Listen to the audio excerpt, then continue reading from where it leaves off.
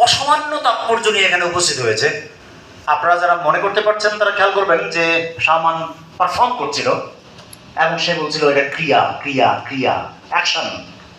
আপনারা হয়তো মনে করতে পারবেন এই অ্যাকশন কথাটা আমাদের আপনারা মনে করতে পারবেন যে অ্যাকশন দিয়ে আসলে আমরা নাটককে অন্য সংশ্লিষ্ট ভাষা নির্ভর শিল্পকলাগুলো থেকে আলাদা করতে পারি। এবং আমি সামানের আলোচনায় খানিকটা বিরক্ত ছিলাম যখন পড়ছিলাম যে এই একটা অত্যন্ত সরল কিন্তু জোরালো বহু ব্যবহৃত এই টুল সামান ব্যবহার করছে না কেন। ওই লেখার মধ্যে সেটা পুরোপুরি আসে নাই, কিন্তু ওই বাক্যটা যখন সামান এখানে পারফর্ম করছিল তখন ওই অ্যাকশনটা এতটাই মুক্ত হয়ে উঠছিল, এতটাই সামনে সজীব হয়ে উঠছিল যে ওটা আসলে তার অল্পর মধ্যে তার পুরো আলোচনার একটা খুব গুরুত্বপূর্ণ অংশ ধারণ করতে সমর্থ হয়েছে বলে আমার ধারণা। এই উদাহরণটা মধ্য দিয়ে আমি আসলে আজকে সামানের পুরো আলোচনার একটা এস্থেটিক্যাল ভিত্তি নির্দেশ করতে চাচ্ছি এবং তাকে আমি খুবই কৃতজ্ঞতা জানাই যে সামান আমার বিবেচনায় খুব নতুন ধরনের আলোচনা এনেছেন, তুলে এনেছেন আমাদের লিটারেরি ক্রিটিসিজমের জগতে। আমি নিজে একজন সাহিত্য সমালোচনা ব্যবসায়ী হিসেবে এই বিষয়ে আমি জোরের সঙ্গে গুরুত্ব দিতে চাই। আমার কাছে এই আলোচনার অন্য একটা গুরুত্ব আছে। পারফরমেন্স স্টাডিজ বিভাগ, আমরা এটাকে নাট্যকলা বলি, কিন্তু আমরা নাট্যকলা বললেই আমার নাট্যকলা বিভাগের অধ্যাপক বন্ধুরা কেমন যেন কুণ্ঠিত হয় এবং মুখের উপর নামটা ঠিক করে দেয়, যেটা পারফরমেন্স স্টাডিজ বিভাগ।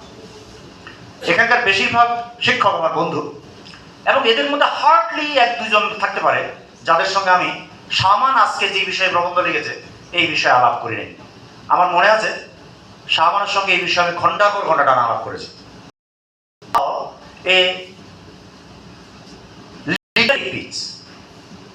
We should read and how it is transformed into a performance, and the whole reading should be or can be and would be changed.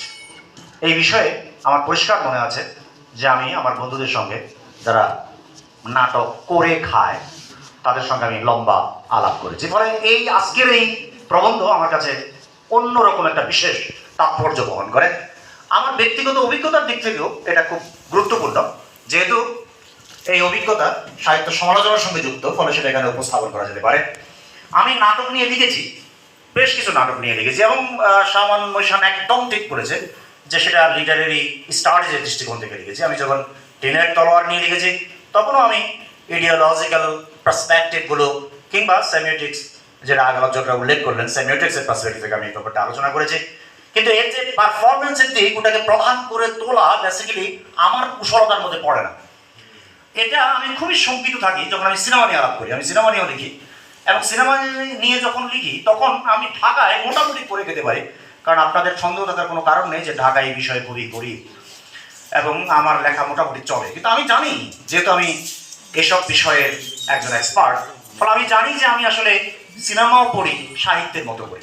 আমি যখনই সিনেমা নিয়ে আলাপ করি তখনই আমি এটা বলে দিই আগে যে আমি সিনেমা নিয়ে আলাপ করছি সাহিত্যের মতো করে।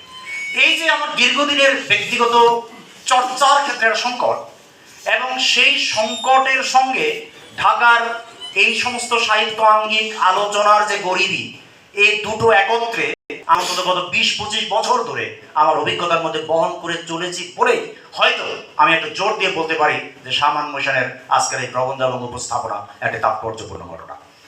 এটা একদিক থেকে সামান মৈশান তো সিস্টেম্যাটিক প্রবন্ধের কতগুলো নেসেসিটি, যে দরকার জরুরত, সেগুলো পূরণ করেছেন।